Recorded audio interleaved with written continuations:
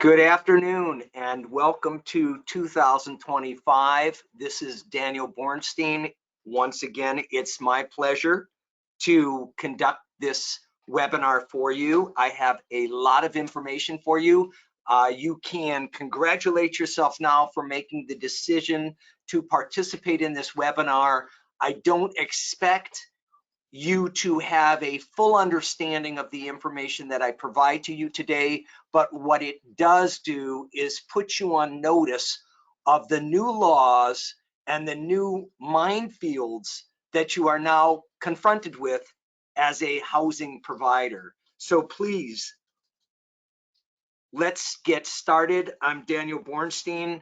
I've been practicing law for over 30 years, representing property owners, real estate investors, housing providers, brokerages, property management companies in helping resolve landlord-tenant disputes, hopefully successful. And again, it's my pleasure to put on this webinar, and let's go in. Please fasten your seatbelts and I will go through this, and hopefully within an hour you are in a position to better understand the risks that we now face with the new laws that are becoming effective or are now in effect that you may not have been familiar with until you took this webinar.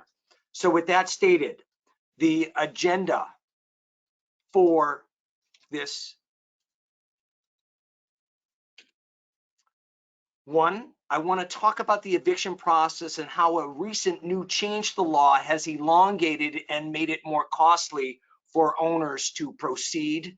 I'm going to go over critical legislative updates that impact rental agreements, tenant protections, and landlord obligations. I'm going to talk briefly about statewide eviction controls and fair housing laws. I've got numerous clients who have been sued recently, and I want to emphasize where are the potential risks. And then we're going to talk about, of course, the easy way to avoid getting involved in litigation by negotiating a voluntary agreement for a tenant to give up possession of the premises and waive claims arising out of the tenancy. Now, the eviction process has not fundamentally changed. It's typically the same chronology that we discussed in the past. It typically starts with the 3-day notice. If a tenant hasn't paid the rent, they have 3 court days to actually pay it. If they don't pay the rent, then you have perfected your right to proceed with an unlawful detainer action, which is an eviction action where the tenant is unlawfully detaining possession of the premises. 5 years ago, I used to tell you it would be a 90-day process, 2 months to 3 months. Now, I've got to tell you, the process is elongated, and because of COVID-related delays, because of the court and new laws, if we start an eviction lawsuit, we're looking at 120 days to work itself through the process. And remember, what is so painful is that once you file this eviction lawsuit, you cannot collect rent during the process, because if you do collect rent, you have reinstituted the tenancy and you have to start over. So it's so imperative that when you start an unlawful detainer action, you are diligent and disciplined in not accepting rent during the process. Now, I've given you an example of a 3-day notice. Let's say you have a over-year tenant. They've lived there over a year and you want to terminate the tenancy because you're going to be moving in. That's a 60-day notice. So first you have 60-day notice of termination of tenancy. If the tenant moves out, the matter's over. If the tenant doesn't move out, then you proceed with the unlawful detainer action. So conceptually, if we have 60 days for the termination notice and then another 120 days for the eviction process in the court, we're looking at a 1.5 year process to recover possession of the premises. That can be very cumbersome, challenging, expensive. You want to do it once the correct way and not have to start again. And I want to emphasize, there are clients who come to me after they try to do it themselves and they're in the middle of an eviction lawsuit. The tenant gets a free attorney the attorney files a pretrial motion, and because you have a mistake in your notice, you have to start over. I would say about twice a month, I get a call from someone who has decided to do the eviction lawsuit themselves. They try to study the law on the internet and try to do everything themselves, only to find out that it's not what you know that gets you in trouble, it's what you don't know that gets you in trouble. And there are brilliant tenant attorneys who are looking for you to make a mistake to force you to start over. That becomes expensive, time consuming, frustrating, and stressful. My strong advice, especially in California, especially in the Bay Area, is hire an attorney to handle the eviction process. All right, January 1st, new law. It used to be after you file the eviction action and serve the lawsuit, the tenant will have 5 days to respond to the lawsuit, 5 court days. As of January 1st, it's now 10 days, double the time period. While some of you will say, well, that's still kind of short, the reality is it's double the time, and generally that will elongate the process. It's hard enough to actually serve a tenant. That may take weeks. Then after you serve the tenant, you have to wait 10 court days, not 10 calendar days, 10 court days to see if they file a response. And so what the court has done and what Governor Newsom has signed is a law that elongates the process. We know that generally getting involved in an eviction action, you lose money, you lose rental income, and typically a settlement may look like a tenant will vacate the premises in exchange for you waiving the rent. That means that the longer the case goes on, the more money you're likely to have to waive. So this new law that gives tenants 10 days to respond to the lawsuit is problematic because it costs more time, costs more money, and ends up aggravating an owner who in good faith has had to file a lawsuit to recover possession of the unit, only to realize that the process is now elongated. One positive note is that the pretrial motions for motions to strike and demurs have been shortened, which makes it easier for an owner to keep this case going as quickly as possible. But in the end, that 10-day extension instead of 5 days has really slowed up the litigation process. So when you ask me, Daniel, how long is this eviction action going to take? And I tell you 90 to 120 days, it's because things are slower. There's more rights that a tenant has, and the time period to respond to the lawsuit has been extended from 5 days to 10 court days. Another change, the biggest dispute throughout California involving landlord tenants or housing providers and tenants is security deposits. And if I talk to 100 housing providers and looked at their security deposit documentation, I would expect that 80% of them are not doing it correctly. Whether it's using outdated forms, whether not engaging in the pre-move out inspection, or not properly documenting the accounting that needs to take place after the tenant vacates. Most people don't do it correctly, and it's very cumbersome and challenging. New law in California, photo documentation is required. I'm not so upset about this because I think it's best practice anyways for an owner to always document the condition of the unit before the tenant moves in, the condition of the unit at the time of the end of the tenancy, and the condition of the unit before and after repairs are done. These photographs are a requirement now. Take photos, take videos. It used to be cumbersome and challenging when you didn't have a smartphone, but now it's relatively easy. When you start a tenancy, take photos and video of the vacant unit. At the end of the tenancy, do so as well. And also after repairs and before repairs, you take the photos. You need this documentation if you have a dispute that ends up in small claims court.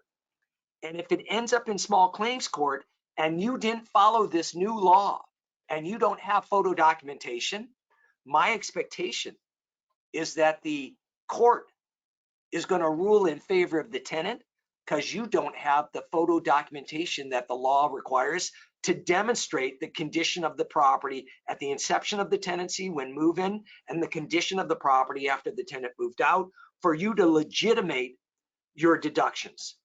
It doesn't take much work to take photos. It doesn't take much work to video. Now you are put on notice that the law requires it at this point in time, so do it. It's good practice. It's now the law, at least effective April 1st, and we want to make sure that you're doing this all the time and just keep those photos in a place where you can access it should the need arise. The hope, of course, is that you have a good security deposit accounting, the tenant accepts your accounting, and the matter's over. But again, as I said from the start, the biggest dispute, the most likely dispute you're going to have if you're a housing provider is a security deposit dispute. So please document it correctly. New law. If you own a building with 15 or more units, you have to give the tenant a right to have their timely rent payments reported to a national credit reporting agency. It only involves buildings that are 15 units or more, unless you are a smaller housing provider where two items apply. You own more than one residential rental building, and the landlord is a real estate trust, a corporation, or a limited liability company with at least one corporate member. If you are confused by this, just reach out to me by email and I'll clarify the confusion. Most likely, if you own a 15-unit building or more, for sure you have to give the tenant the right to timely reporting of their timely rent payments to a credit reporting agency. If you don't own a building of 15 units or more, it's unlikely that you're going to have to provide this, but contact me. We all have the forms in my office. If you own a building 15 units or more, we're going to use that form at the inception of the tenancy, giving these tenants the right to the positive reporting aspect. And remember, it is optional by the tenant. They can opt in, they can opt out, but there are rules requiring this, and your job is to stay abreast of the rules. So if you own a building that's more than 15 units or more, make sure you get that addendum documentation so that you're providing this information to a tenant and allowing them to self-select in or self-select out of the positive reporting requirement.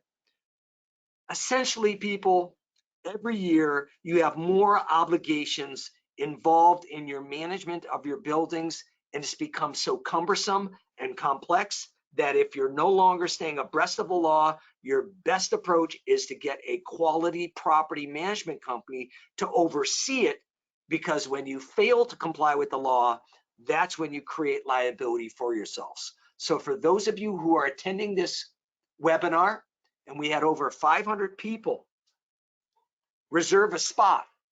If you own a 15-unit building or more, or you're a smaller landlord that complies with these two elements, you own more than one residential building, and you're a real estate investment trust, a corporation, or a limited liability company with one corporate member, come and reach out to me if you don't have the documents. And I want to point out, if you're a member of the California Apartment Association, they do have these forms available, and every time there's a new law, a new form gets generated that you should have access to. I myself also prepare forms for people, and it's my pleasure to assist people in making sure they're staying timely with their obligations. Which brings up this important point. If you don't have an up-to-date lease agreement, if your lease agreement has a copyright from 2018, you're out of date. If your lease agreement has a copyright of 2020, you're out of date. As a housing provider, it is essential that you keep updating your leases, because updated leases that have copyrights of 2020, 2024, 2025 will typically incorporate all of the new laws into that lease agreement to insulate yourself from an omission. Your job is to stay abreast of the changes. Do not become lazy. Do not use a California Apartment Association lease from the year 2020 because you have copies in your file cabinet and that's what your family used successfully in the past 4 decades. And it's nostalgic for you to use the same lease that your father used. That's imprudent, creates risk, and is not best practice. Best practice is to update your leases, make sure you're getting an industry blessed lease that is copyright within the last 12 months, if not 24 months. That's how you stay in compliance with the law. Screening fees, a new rule and a new approach. The public policy behind this is that we do not want tenants to expend unnecessary resources paying application and screening fees when they're not going to be granted the right to the unit, or where it becomes a profit center by a property management company where they're collecting screening fees of 50 applicants and they only have 1 unit available. The general rule is this, and this is new law. Landlords who elect to use the approach of first qualified is first approved as the prospective tenant are entitled to receive application fees, even those applicants who are rejected. Let me say that again. A first qualified, first approved policy will allow a landlord to take an application or screening fee, and as long as they follow the appropriate protocol, you can keep a screening fee from a tenant you reject, as long as you're following first qualified, first approach. If you choose a different approach where you choose the strongest candidate and it's not first qualified, first approved, you must refund the screening fee that you have collected from an applicant that was denied. Some people, especially property management companies who don't want to be alleging that they are discriminating against applicants, will use the first qualified, first approved approach. It's cleaner, it's easier, it's chronologic. However, other people, especially smaller property owners, want to choose the strongest applicant. So you collect a bunch of applicants and then you look for the strongest one. You're not allowed to discriminate against religion, sexual orientation, family status, and all of those discriminatory classifications that we're aware of, including disability, of course. What you want to make sure you do is, if you choose the second option, the only person you can keep a screening fee from is the person you offer the unit to who signs the lease. All the other applicants, you have to return the screening fee. So essentially, if you choose option 2, my strong advice is don't take application fees, because you're going to have to give it back. Be aware, we are getting more and more empowered tenants who are demanding their application fee back and citing these rules. So if you're not following the rule, you can create liability for yourself above and beyond merely the application fee. So be smart. If you're still confused about this, email me and I'm happy to provide even further clarification of it. The most important thing is If you want to insulate yourself from any liability for having collected a screening fee, just don't take application fees and choose the protocol you want to follow. That is one approach, but that's a choice that you have to make.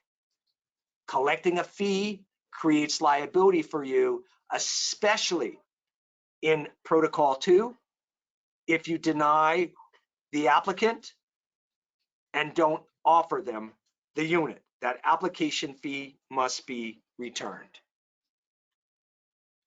Notice requirements. AB 1482, which is the state just cause state rent control rules. Remember, the general rule is if you've got a rent increase of 10% or less, it's on 30 days notice. If the rent increase is more than 10%, 90 days notice. Also, I have told you that I want you to get a up-to-date lease agreement. The up-to-date lease agreements have the information about whether a unit is exempt from state rent control and state just cause eviction rules or whether a unit is not. Generally, a single family home in a condominium unit in Walnut Creek is going to be exempt from state rent control, state just cause eviction rules. However, if your lease agreement doesn't include notification of the exemption and you did not notify in writing the tenants of the exemption, then arguably you're subject to just cause and rent regulation. Which means, and I'm doing this for many, many people, during COVID, many people slept. In December of 2020, you needed to notify tenants that your unit was exempt. You didn't do so, or you're signing an old lease agreement that doesn't have the notice of exemption. What do? If you call me up and say, Daniel, I have a property in Daly City, it's a single family home. I want to raise the rent 15%. The first thing I'm going to do is say, send me your lease agreement. I see your lease agreement is old and doesn't have the notice of exemption. I then ask you, did you send out a notice of exemption to the tenants exempting the unit from state rent control, state just cause eviction rules? And you say no. What do? The first thing I do is I prepare and serve a 30-day notice change of terms of tenancy, exempting the unit from state rent control and state just cause eviction rules. I wait 30 days, and only after that 30 days do I serve that increase. This slide is particularly important for those people who have single family homes and condominium units in places where there's no local rent control, no local just cause eviction rules. This is, again, an admonition for all of you. Get yourself the most recent up-to-date lease agreement. If you're in San Francisco, get yourself the Small Property Owners Association lease agreement. Get yourself the San Francisco Apartment Owners Association lease. If you're in Berkeley, get yourself the Berkeley Property Owners Association lease. If you're in Oakland, get yourself the East Bay Rental Housing Association lease. If you're in Walnut Creek, make sure you have the California Apartment Association lease. It will have the exemption language in there. Best thing for you who are a new property owner, a new person to the industry, sit down one evening and read the lease agreement and all of the addendum. That is your education on the law and all the issues that can go wrong in a landlord-tenant relationship and how a lease agreement attempts to insulate yourself from these problems. And you will see in the most recent leases the exemption language that is incorporated under 1482 for those units that are not subject to state or state rent control or state just cause eviction rules. It continues. Expansion of statewide just cause eviction protections under SB 567. I want you to know that we are if you're in San Francisco and you own a multi-unit property, a 5-unit building built in 1960, you're going to be subject to San Francisco just cause eviction rules and San Francisco rent regulation. If you're in Danville and you own a 5-unit property, you're going to be subject to state just cause eviction rules, state rent regulation, unless it's a newly constructed building within the last 15 years. Under state just cause eviction and state rent control, it's not as pernicious, not as concerning as the local ordinances, which are more restrictive to owners. However, the first iteration of state just cause eviction rules had some loopholes. And what you're going to see over time is the state tightening and making more restrictions in the state just cause eviction rules. And that's what this chart is about. What we have is for owner move-in and relative move-in evictions, where you're subject to state just cause eviction rules, you have to promise to have lived there for 12 months or more. You have to move in within 90 days. It is either a 60-day notice or a 30-day notice. For substantial remodel, the law has been tightened. At the inception of state rent control, state just cause eviction rules, it was very loosey-goosey about substantial rehabs. You could have bought a 6-unit property in Walnut Creek and served termination notices on all the tenants, informing them that you're going to do a substantial rehab, displace them, offer them the equivalent of 1 month's rent for their relocation, and they would be transitioned out of the premises. Now you must prove that the remodel work is substantial enough that the tenant has to vacate for at least 30 days. You must provide a detailed explanation of the necessary repairs and pull the proper permits beforehand. So there's no more finessing a substantial rehab under state just cause eviction rules. You've got to do it. If you don't, you've got liability.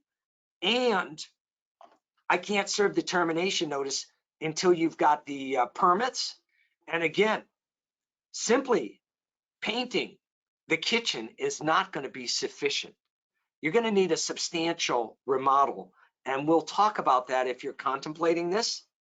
And remember, you must give the tenant knowledge that they have the right to reoccupy if the work isn't completed or doesn't commence. And if you engage in that subterfuge where you serve a termination notice, the tenant displaced, and then you don't do the work, you've also invited a lawsuit against you for fraud. So we never want to behave in that manner. We always, if we're going to do a substantial rehab, we're going to get the permits, we're going to do significant work, and that may be a roof replacement, a kitchen remodel, a bathroom remodel, flooring redone, and all of that would necessitate at least 30 days for a tenant to be out of the unit. When in doubt, contact me and I'm happy to provide dialogue and information about what I believe to be substantial remodel or not.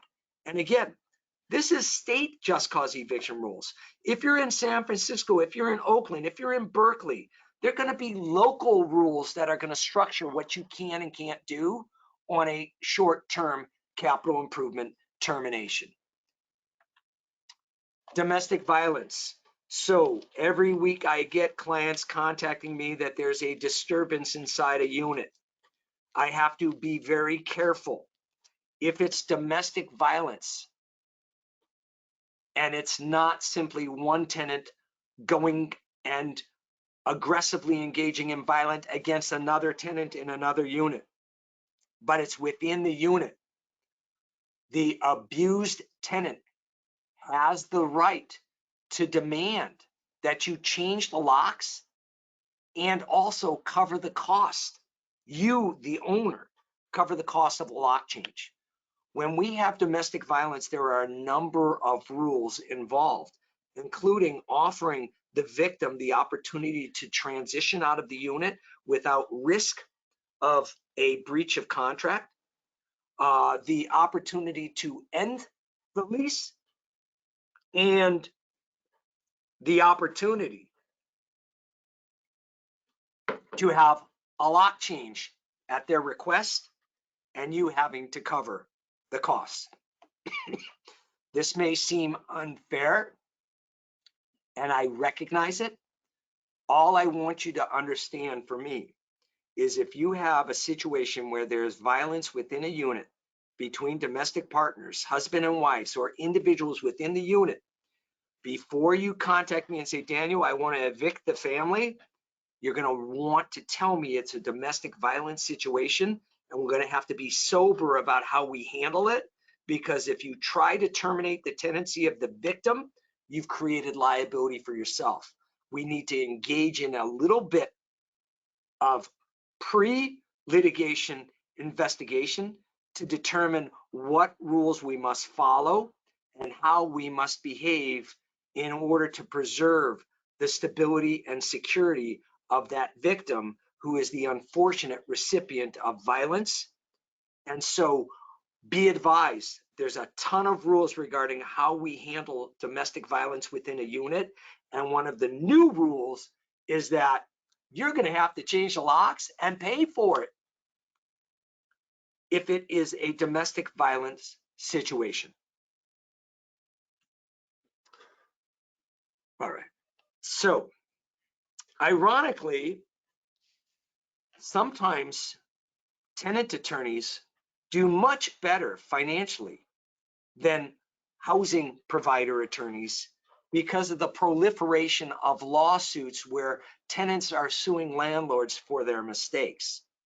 One of the continually enlarging aspect of this is the proliferation of discrimination complaints where an owner has discriminated against a tenant. The easy ones is if you're discriminating against a tenant because of their racial status, their ethnic status, their marital status, their religious status. But there are other aspects of this that many of you are not familiar with that get you in trouble. For example, a tenant in San Francisco submits an application to you, communicates to you and says, hi, I have a Section 8 voucher. Do you accept Section 8 voucher applicants? And you, without knowledge of the law, says, I'm sorry, but we do not participate in a Section 8 program. We don't take vouchers. You think you've done the right thing by confirming that you don't participate in the program. However, you didn't know that that is a violation of the law. You're not allowed to summarily reject someone who has a subsidy. So what happens is when you send that communication to the tenant, who is in fact a tester, 3 weeks later, you get a demand letter from an attorney saying you violated my client's rights and I want 3 times the rent that you published plus $5,000 for your violation of the law. You discriminated against an individual who had a subsidy, and that's a violation of the law. You then tell me, I then tell you, did you deny them the application right simply because you told them that you don't accept Section 8 vouchers? And you say yes. I say, I think you've got liability. And these are the situations where you create liability for yourself and you didn't even know it because you're behaving in good faith. You're just unaware of the law. When someone asks you, do you accept a voucher? You always want to say, we invite all applicants, please apply. When someone says they have a service animal or an emotional support animal, do you accept this application? You don't say, we have a no pets policy in the building, because that emotional support animal is not a pet. You instead say, we invite all applicants, please apply. And then when you're in doubt, call me up. Say, Daniel, I have a quick question. Someone asks if I accept a voucher. I'm not really comfortable accepting a voucher, but I did the right thing and I apply. I told them to apply. What should I do? Then we can have a dialogue. But if you summarily reject someone who has an emotional support animal, or they have a voucher, you've got yourself liability. So be very careful. There are attorneys and housing rights advocacy organizations that are sending tenant testers out when they're applying, and they're trying to see if you are discriminating against an applicant and creating immediate liability for yourself. And I can't typically help you after the fact. If you've violated the law, it's really a race to how much you're going to pay to get out of this mess. Be smart, be proactive. Make sure if someone asks you a question about an application, you simply say, we invite all applicants, please apply. Then contact me on the back end and we can discuss it.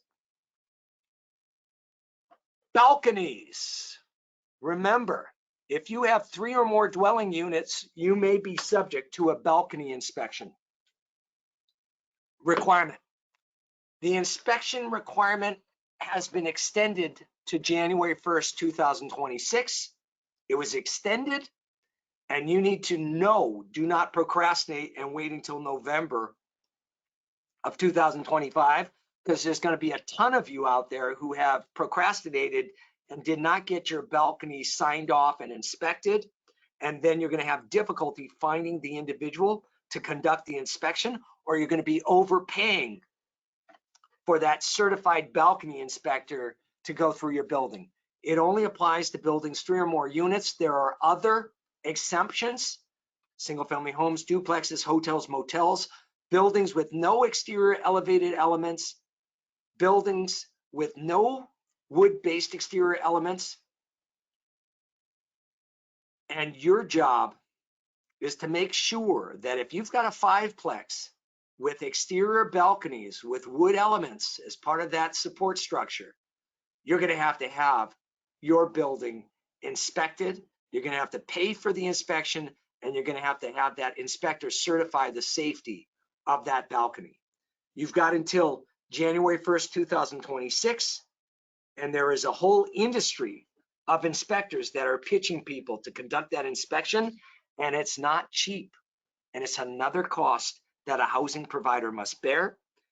Is probably prudent. This law came into effect because many years ago, at least a decade ago, there was that terrible situation in Berkeley where a group of Irish foreign students were on a balcony in Berkeley, and they fell, and some of them died as a result of a unstable balcony that fell. So you do want to be smart and not create a situation where you create a risk of harm or injury to your tenants or their guests. Get your balconies inspected, especially if you fall within this over three unit or more requirement. And if you have questions about this, just email me and I'll be happy to send you the law. Thank you. Accessory dwelling units. This is a big one. If you have extra space in your building, if you have extra space on your lot, you may be eligible to construct an accessory dwelling unit. The law is in flux. There are over 10,000 unwarranted in-law units in San Francisco. Some of them, by their nature, cannot be transitioned into an accessory dwelling unit because the ceiling height is too low, or they simply are not configured in a way that is safe, that can be restructured. But there is a growing industry of builders, contractors, architects, permit expediters that can potentially provide you the opportunity to build an accessory dwelling unit on your property. The state has come in, because we have a housing crisis, and put into effect certain rules and regulations that override a city's ability to preclude an accessory dwelling unit from being constructed. Most importantly, if you have an existing unwarranted in-law unit, or what you call a granny unit, or an illegal unit, you may want to consider legalizing the unit, because legalizing a unit means that you're not out of compliance with the law, and that marketing a property with a legal accessory dwelling unit is much more attractive to a prospective buyer than an unwarranted in-law unit. If you have an unwarranted in-law unit, they're good when they're good, which means when you have a happy tenant who's paying you the rent and you don't have a problem. But when that tenant stops paying you the rent or claims there's a habitability issue in that unit, it is an absolute mess to get out of. And it's a mess to get out of because it's not legal to collect rent on a unit that doesn't have a certificate of occupancy. And so you have this Achilles heel every time you collect rent on a unit that's not a legal unit. So if you are contemplating legalizing units, please contact me and I'll provide you a referral. But be advised, this law is in flux, it's changing. And the most important thing is that you're aware that there may be a way to transition your in-law unit to a legal unit. It is not cheap. It may be cost prohibitive, but you should investigate before you simply allow the status quo to exist, collecting rent on a unit that's not legal to rent, and thinking that this is something that insulates you from liability. They're good when they're good. They're terrible when there's a problem. An accessory dwelling unit that's legal insulates you from this type of risk. Micro mobility devices. I have to tell you that this is one new law that is particularly infuriating.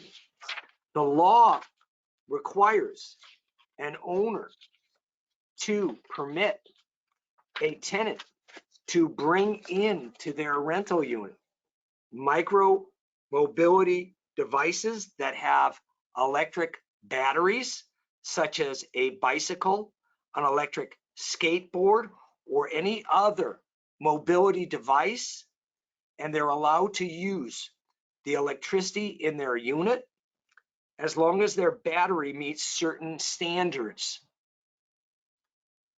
The only way to prevent and prohibit a tenant from bringing their bicycle that's an e-bike into their rental unit or an electric scooter is if you have a designated unit, storage unit, that is secure, that is safe, and that also provides electrical charging for the tenant.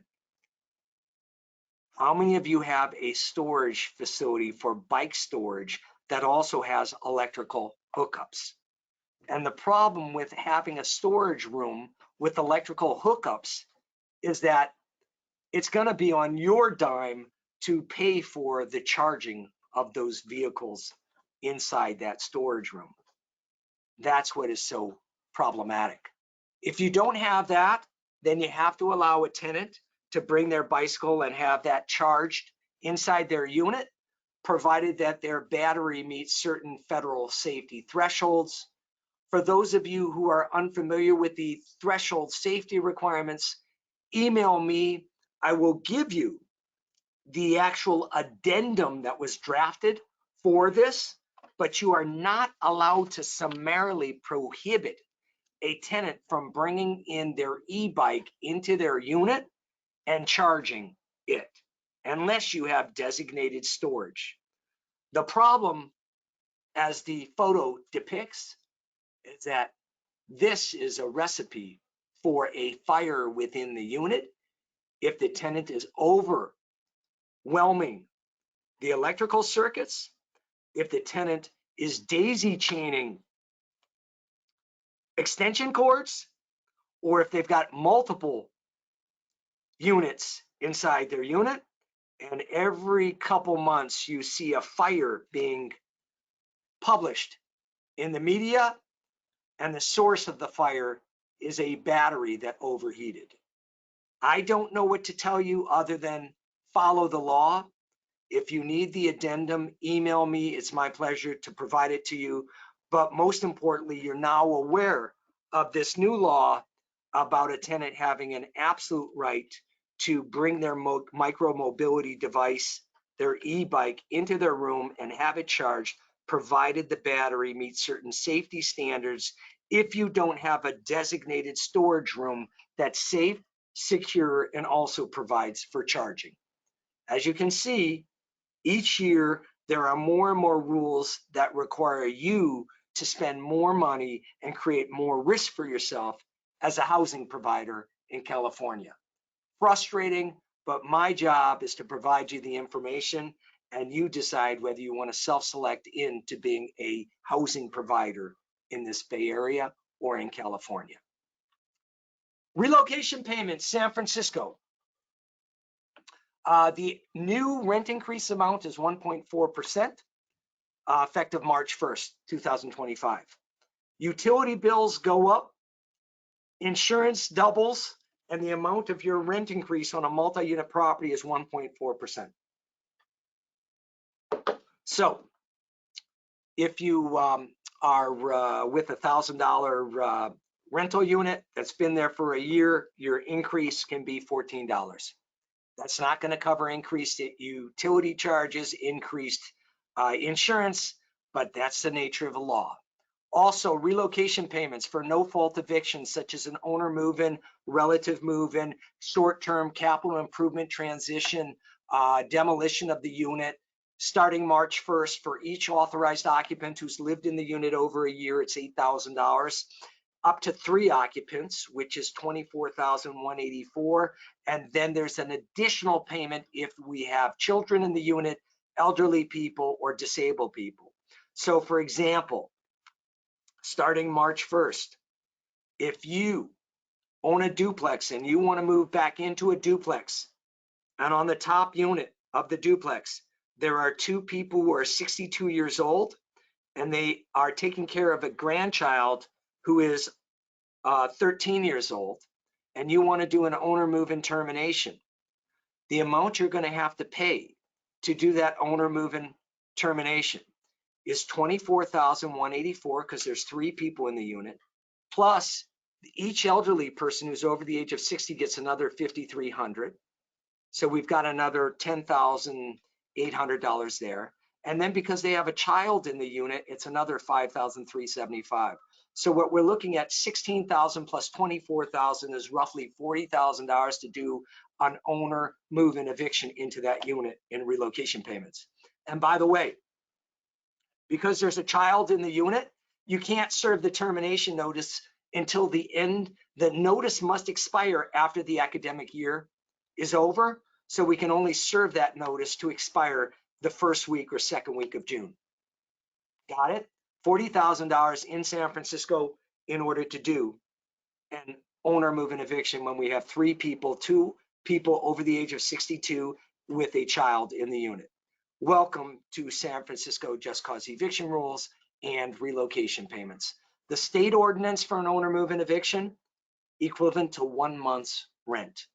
That's why when I told you earlier, the state ordinance is less pernicious than the local ordinance, this is a perfect example of why. Let's move on.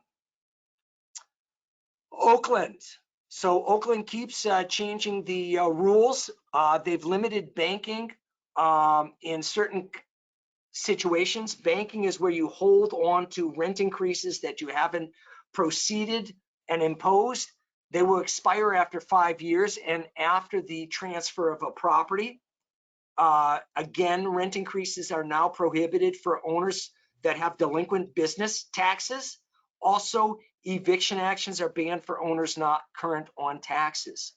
When you reach out to me and say, I have a property in San Francisco or a property in Oakland, the first thing I do is I send you a client intake form. The intake form is 4 pages. I have to ask you, did you register your unit with the rent registry? Did you have a notice of violation on the property? Are you current with your business taxes? I need that information to even know if you're able actually to complete and proceed with an increase or a termination notice. Also, petitions for filing at the Oakland Rent Board have been extended from 3 months to 180 days. And interestingly, the person who voted and cast the tie-breaking vote was the former mayor, who one of her last acts before she was recalled was to sign off on this law. Thank you, former Mayor Shang Tao.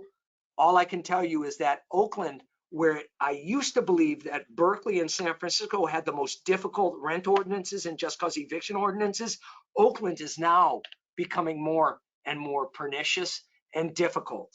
When in doubt, before you start serving increases, terminating tenancies, please reach out to me so I can do an evaluation of what you can and can't do with your property. Concord. Concord is a big city in the Bay Area. Just last night, they tentatively approved amendments to the ordinance. There's going to be another reconvening on March 25th to finalize the ordinance. For those of you who may have property in Concord, you need to continue to be aware of changes to the ordinance. And all I can tell you is that your job is to know if in the property area you own, if there's a local ordinance, and it's tricky. I have clients who own property in San Leandro, but that is the unincorporated part of San Leandro. So you're subject to the rules and regulations of unincorporated Alameda. Concord is always in flux at this point in time. For you who own property in Concord, watch the news.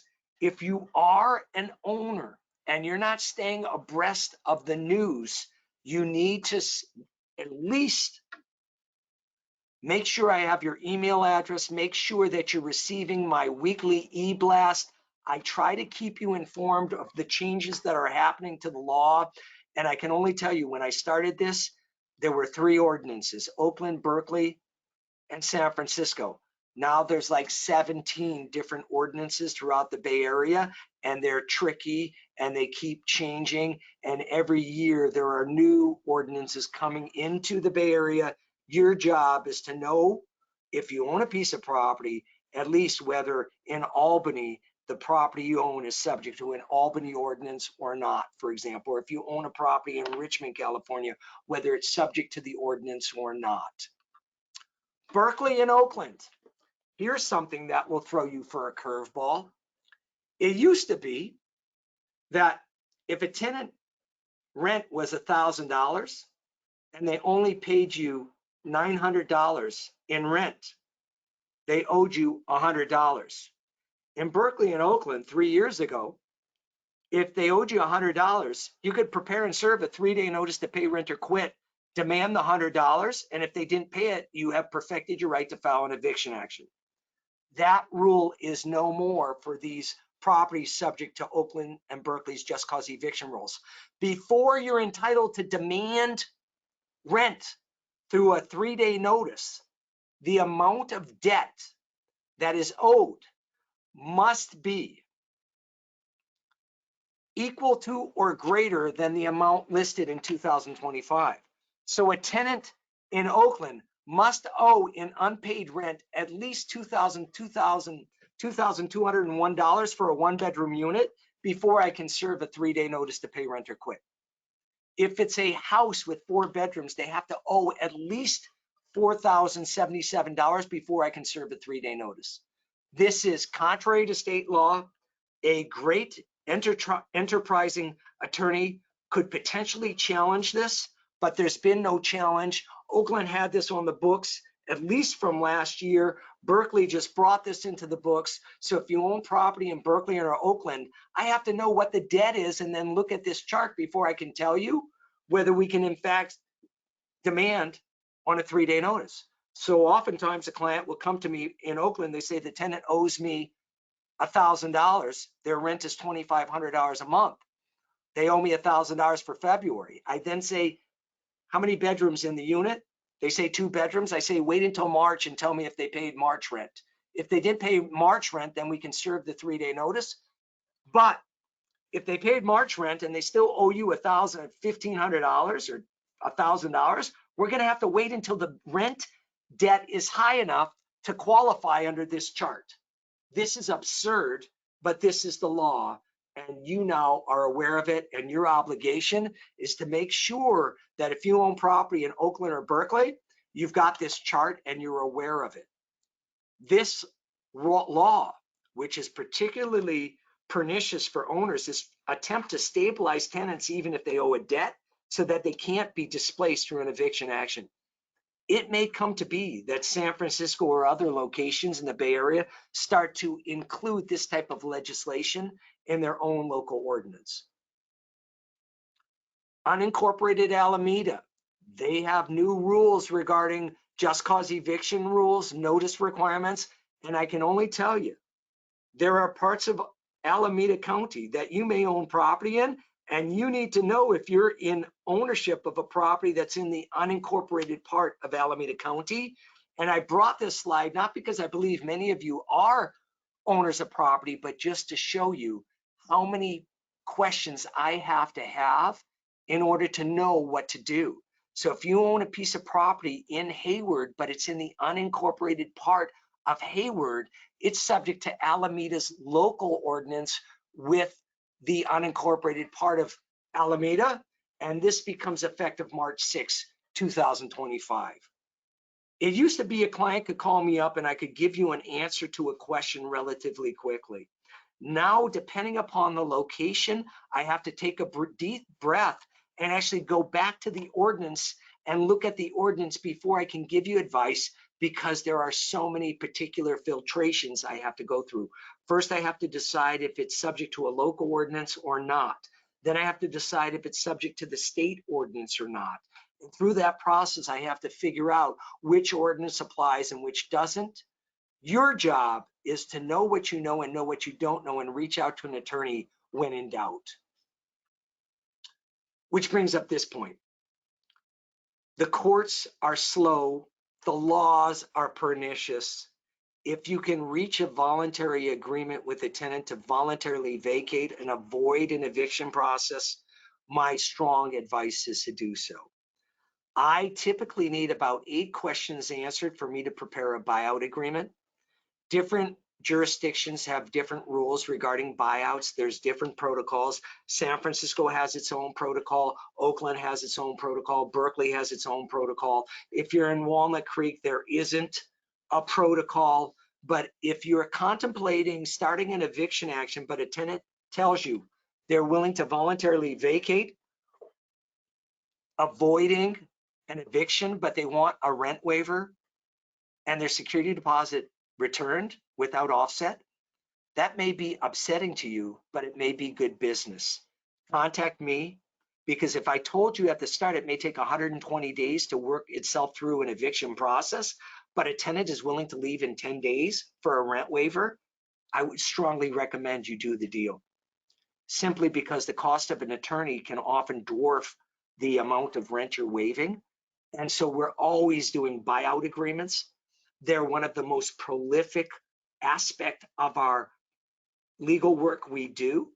And we're always in the process of preparing buyout agreements, because the fastest, cheapest way to accomplish your goal of getting the tenant out and getting cash flow restored to the unit is typically a voluntary agreement. And remember, the voluntary agreement includes a release of claims so that once they leave, they can't sue you. So I want to emphasize that it's highly attractive, and it avoids all the minefields of litigation, the delay the courts actually impose upon you. With that stated, I want you to know that I've gone through a lot of stuff today. If you are at all needing information or wanting more information, please subscribe to my email blasts, continue to be engaged with me, and email me. If I can answer a question quickly, I will do so. If it's more involved, I'm going to invite you to do a client intake and set up a meeting. And then within 30 minutes, I can provide you guidance and a strategy on how to proceed. So it's my pleasure. Thank you for your focus. We had 500 people reserved today, and we had 270 people attend. So congratulate yourselves. Thank you again for your attention. And it's my pleasure to assist you in managing this very difficult landlord-tenant landscape. It's only getting more difficult, more expensive, more challenging.